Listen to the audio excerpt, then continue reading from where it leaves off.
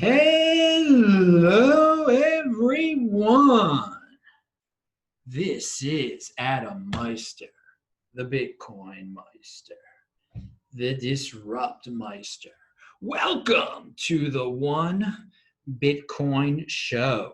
Today is August the 22nd, 2019. Strong hand, be a unique beast, value your wealth in Bitcoin. Having hype, unconfiscatable. One Bitcoin equals one Bitcoin.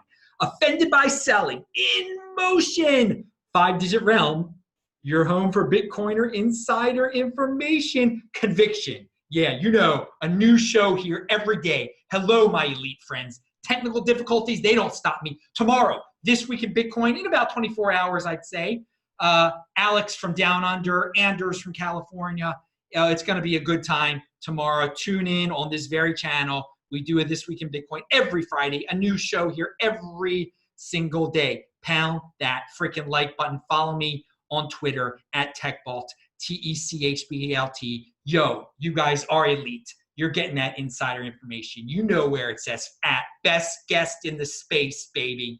All right, so Winston has the comment of the day. He left this in the comment section of a recent video. He said, and this is, thank you very much for these nice comments, and it brings me back to a time of weak hands back in August to November, or August to December of 2017. There were some weak hands, but Winston wasn't one of them. Bitcoin Meister. I remember when I first entered crypto, it was around the drama on the flippening of Bcash and how it will overtake Bitcoin. And I wonder, how can this guy, meaning me, still be so positive? It's called the strong hand, dude, on Bitcoin. Because I know Bitcoin's the next Bitcoin, dude, but you're going to have to learn that the hard. You're going to have to learn that. Bitcoin, when everyone has been saying how Bcash will overtake Bitcoin and how Bitcoin will fail, I almost swapped all my Bitcoin to Bcash when Bitcoin was around $5,700 and Bcash was $2,400. And it was you that made me hold my Bitcoin. I couldn't imagine what would happen if your channel didn't exist. Then I would be holding a bag of B-trash right now. Dude, that is a great story. I'm glad I got your hand strong, and it makes me flash back to that period of time when there were so many people that thought Bcash was going to be the next Bitcoin. They believed all the they were FOMOing on altcoins. There was a Japanese dude I ran into the Tel Aviv Bitcoin embassy in October of 2017. He's like, I'm buying as much Bcash as possible. How anyone in their right mind could give up their precious Bitcoin for Bcash, which they got for free. You never buy something that you get for free. Pound that like button. And had that Japanese guy watch my channel, he would have known that. He wouldn't have bought Bcash. But who knows what happened to him? And I wonder what happened to all those people. Because remember, the price of Bcash went up to 40% of a Bitcoin. So that means someone was buying it. There were people buying it. And man, that's one of the biggest mistakes in the history of cryptocurrency right about there, thinking that Bcash was the next Bitcoin. And again, it was the flavor of the month. It was a flavor of a few months. But now we look back, and dude, Winston, that just brings me back to the day, and it reminds me of the importance of long-term thinking and savings versus spending, okay? There are people out there that are mesmerized by stuff, by spending. Spending is just so awesome to them. They're in a trance. They must get more stuff. And that attitude is what contributed to Bcash's pump. The Bcash mindset was impulsive, was not long-term thinking. It's like, we need a solution now. We need to be able to buy stuff with cryptocurrency right now. We need to spend right now. We need stuff right now. We can't just wait for SegWit. We can't just wait until people are actually buying things with cryptocurrency. No, we need it now. I mean, and you look back on it, it's very immature way of thinking. We need it now. We need stuff. We need to spend. Savings over spending, people.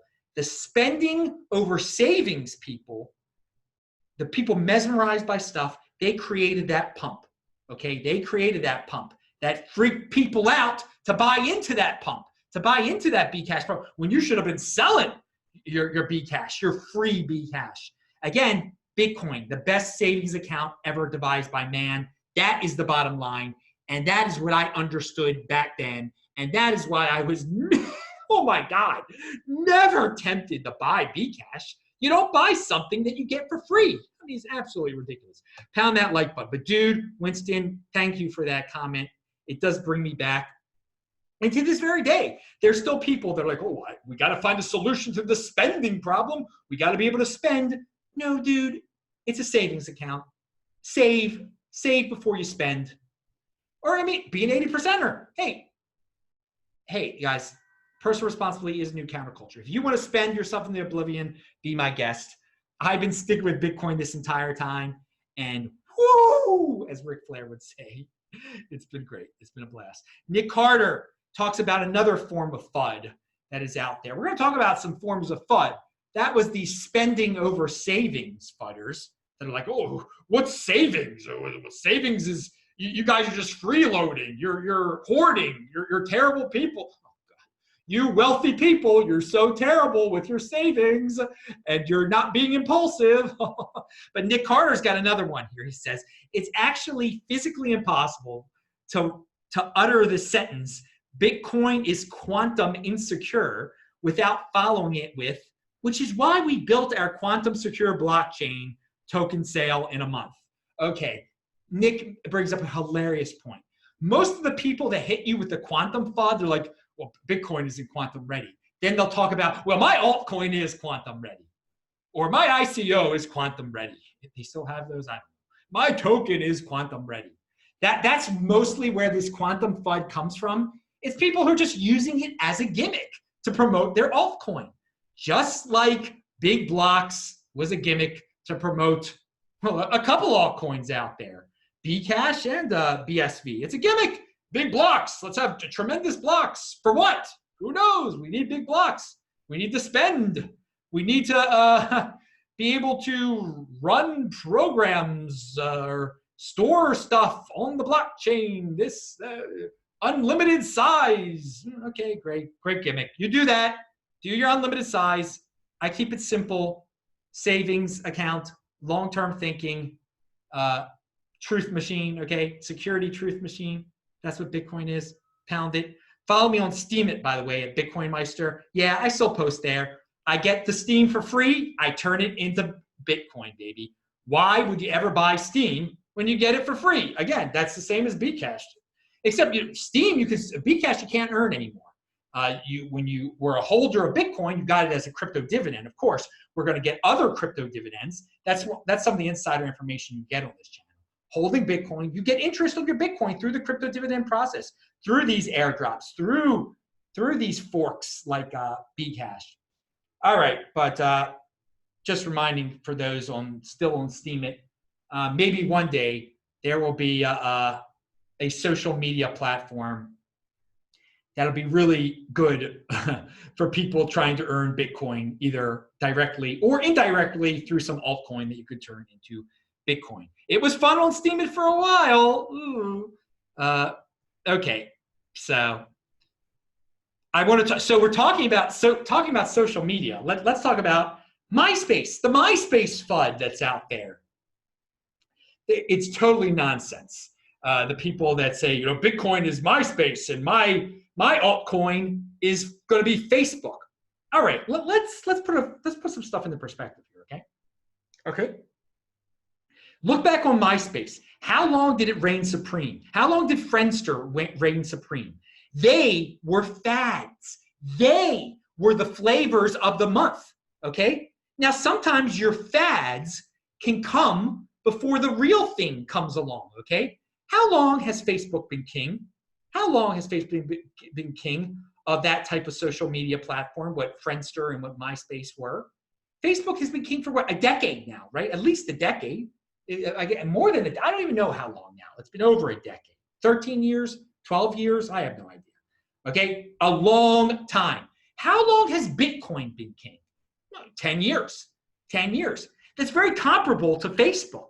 So what's the fad here? What's the flavor? The altcoin that you say is going to be the Facebook to Bitcoin being MySpace. No, you've got it reversed, dude. You're just the flavor of the month. How many of these flavor of the months have we seen come along in cryptocurrency? Well, there's been a lot of months. over 10 years, right? 120 months over 10 years. There haven't been that many flavor of the months, but again, Bcash, IOTA, all sorts of them out there. With EOS, we've seen them come and go. That they're going to be the Facebook to the Bitcoin being the old fashioned, being the fad MySpace. No, dudes, Bitcoin is the Facebook, okay? Bitcoin is the dominant one. It's been around for a decade, just as Facebook has been around for a decade, dominating the space. Is anyone taking over Facebook? Is anyone replacing Facebook? No. Is anyone replacing Bitcoin? No. What was a flavor? What was a flavor of the month and a fad? MySpace was a fad. What was a fad? IOTA was a fad. Definitely a fad.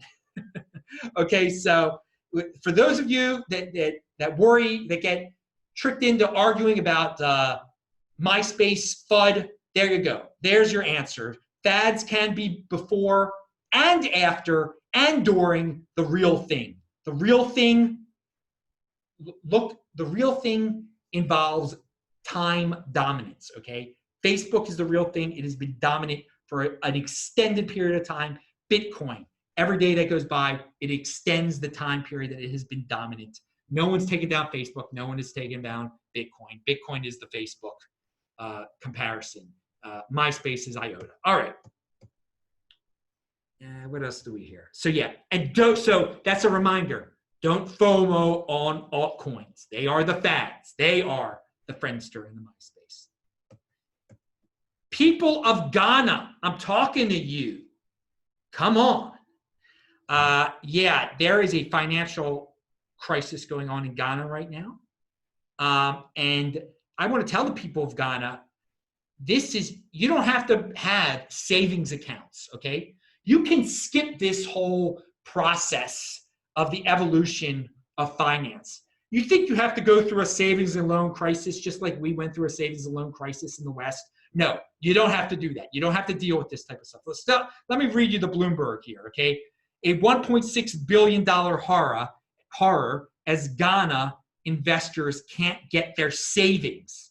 So, okay, a lot of savings and loans and other financial organizations that Ghana citizens were investing in for savings and for returns stopped. They turned off.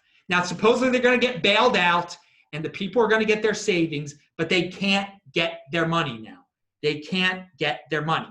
They should have gotten into Bitcoin. They don't need to have savings and loans in Ghana. You don't need that stuff. Just get into Bitcoin. Just like you didn't need landlines. You went straight to cell phones in many African nations.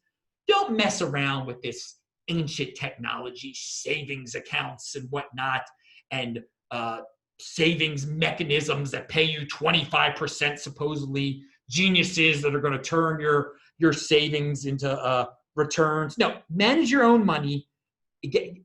Move along, skip that stage in financial evolution, jump straight into Bitcoin. So here's the quote.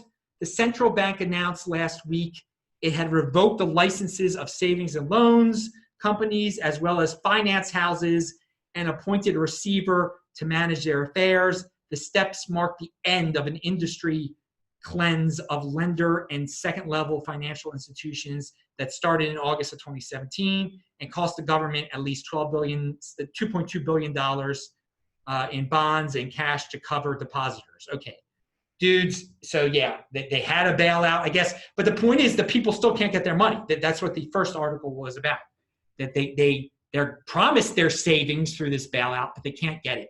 Dudes, just don't even play in this financial realm. It's ancient. Get into Bitcoin. That's your savings account. It's the best savings account known to man. You don't need to get into savings and loans or whatever this nonsense was. People of Ghana, learn about Bitcoin. Anyone can get in Bitcoin. It does not discriminate. And skip that part of the financial evolution. Get into the tip of the spear, where evolution is right now. And that is Bitcoin. That is the present and the future. Okay, finally, Bitcoin Magazine, Aaron Von Weirdum, the great one. He has an article about how Blockstream, Miniscript, how Blockstream engineers are making Bitcoin programming easier. Okay, this is for you tech heads out there. There was a script language that was harder to use. Now they made Miniscript, which is easier to use.